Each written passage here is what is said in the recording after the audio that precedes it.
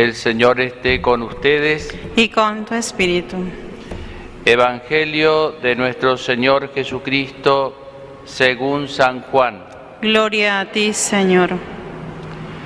Jesús atravesó el mar de Galilea llamado Tiberíades. Lo seguía una gran multitud al ver los signos que hacía sanando a los enfermos. Jesús subió a la montaña y se sentó allí con sus discípulos. Se acercaba la Pascua, la fiesta de los judíos. Al levantar los ojos, Jesús vio que una gran multitud acudía a él y dijo a Felipe: ¿Dónde compraremos pan para darles de comer?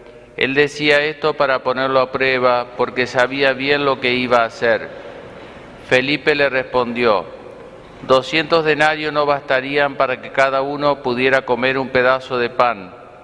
Uno de sus discípulos, Andrés, el hermano de Simón Pedro, le dijo: Aquí hay un niño que tiene 5 panes de cebada y 2 pescados. ¿Pero qué es esto para tanta gente? Jesús le respondió: háganlo sentar. Había mucho pasto en ese lugar. Todos se sentaron y eran unos 5.000 hombres. Jesús tomó los panes, dio gracias y los distribuyó a los que estaban sentados. Lo mismo hizo con los pescados, dándoles todo lo que quisieron. Cuando todos quedaron satisfechos, Jesús dijo a sus discípulos: recojan los pedazos que sobran para que no se pierda nada. Los recogieron y llenaron 12 canastas con los pedazos que sobraron de los 5 panes de cebada. Al ver el signo que Jesús acababa de hacer, la gente decía: este es verdaderamente el profeta que debía venir al mundo. Jesús, sabiendo que querían apoderarse de él para hacerlo rey, se retiró otra vez solo a la montaña. Palabra del Señor. Gloria a ti, Señor Jesús.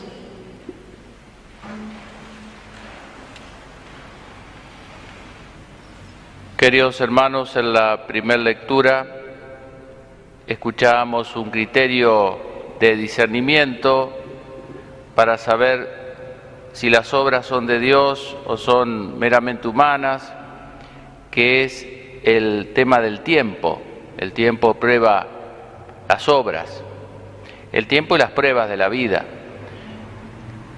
Yo me imaginaba cuando leía este texto como si uno tuviese 2 plantas muy parecidas ambas, pero que una es de plástico y la otra es de verdad. Y uno no tuviera forma de analizarlas para darse cuenta cuál es la de verdad. Si uno las corta las dos, ¿cierto?, la de plástico no vuelve a brotar. Y la de verdad vuelve a brotar. Bueno, así son las obras de Dios. Cuando las obras son humanas, no necesariamente malas, ¿no?, pero son humanas, tienen el poder humano, es decir, limitado, ¿no? En cambio, cuando es de Dios, cuando la semilla es de Dios, trasciende el propio tiempo.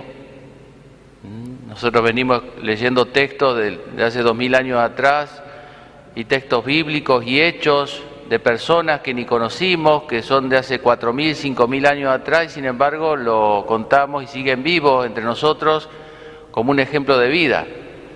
Eso es porque esa obra es de Dios.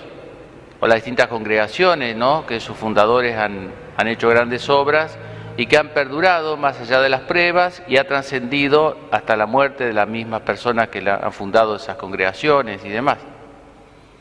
Es muy buen criterio de discernimiento, porque en la inmediatez es muy difícil medir algo, si es bueno o es malo. A veces uno necesita tiempo. Le decía Jesús misericordioso a Santa Faustina, una obra que fue muy perseguida en el comienzo o que no tuvo el auge que quería, que debería haber tenido.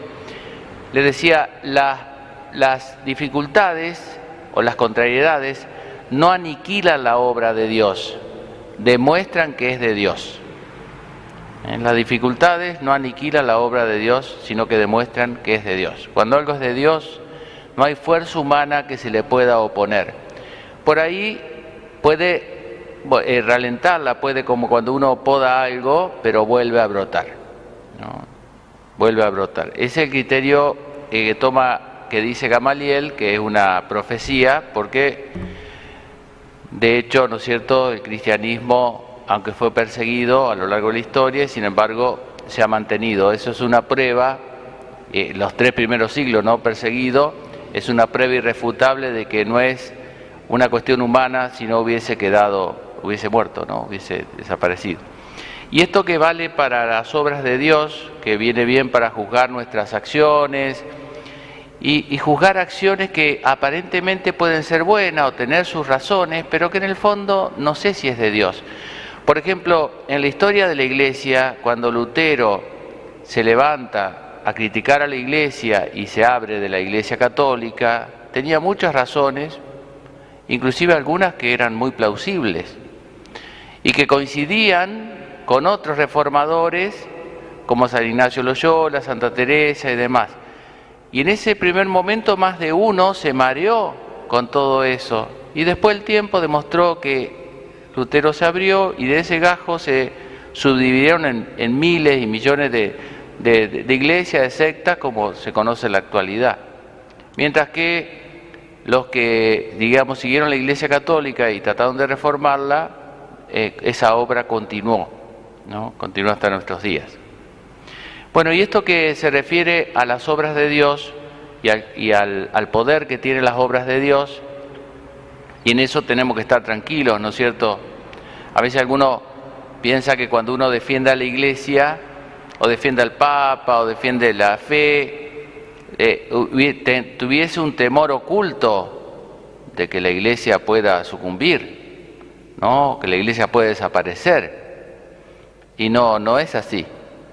Nosotros no tenemos miedo, ¿no es cierto?, que el sol deje de alumbrar. Lo que pasa es que lo que tenemos miedo o lo que nos duele es por las personas que se van a esconder en el sótano y no se dejan alumbrar por el sol. No tenemos miedo, ¿no es cierto?, que el alimento pierda su capacidad de alimentar, sino por las personas que se quedan se mueran de hambre. ¿Entiendes? La Iglesia es indestructible. No tenemos miedo que quede vacía la Iglesia. No tenemos miedo que queden vacíos los corazones de los seres humanos, de Dios, ¿no es cierto? Eso es lo que en todo caso nos preocupa, no que la Iglesia se vaya a hundir. No nos preocupa que el barco se hunda, nos preocupa los que se tiran del barco y se ahoguen. Eso nos preocupa, no hay que confundirse. Porque sabemos que esta obra es de Dios, así que no. Como decía una vez un cardenal, le decía a otro, un comunista, le decía... El comunista quería hacerse, decía, religioso para poder destruir la Iglesia, no sé qué. Dice, si nosotros no hemos podido destruirla de dentro, ustedes no van a poder tampoco, ¿no? O sea, así que, si nosotros no la hemos destruido, imagínense, ha habido papas, obispos, sacerdotes, laicos, santos y otros que han sido un desastre. Y ahí está la Iglesia, sigue flotando en este mundo. Y lo segundo que quería decir, aunque sea un poco disperso el sermón, pero bueno, es lo que sale, que va a ser, es que necesitamos tiempo también para hacer un juicio de las cosas que nos tocan vivir. Estos días me ha tocado por ahí ir al hospital y uno está ahí o en terapia, y yo veía a las personas, ¿no?, que están padeciendo padeciendo esta enfermedad, este virus, y pensaba ahí que estos son momentos para ser prácticos, no para ser teóricos. Ahí yo estaba frente a un hecho irrefutable, ¿no? Las personas que estaban ahí estaban, si no estuviera esta pandemia, no estarían ahí. Entonces todos los negacionistas, los conspiracionistas, los alarmistas, todas las especulaciones que hacemos nosotros, que sí, que el gobierno, que esto, todo eso ahí no tenía lugar. Ahí era un hecho irrefutable. Esas personas estaban luchando por la vida, ¿no? Entonces digo, no tenemos distancia para ponernos a analizar qué nos pasó, por qué nos pasó, qué hay de verdad, qué hay de... No tenemos tiempo de eso. Ya llegará el tiempo en que podamos serenamente mirar lo profundo. Ahora está agitado el mar, no podemos pretender ver hondo. Nadie tiene la lucidez suficiente, porque estamos todos en este mundo, todos tenemos el mismo mareo.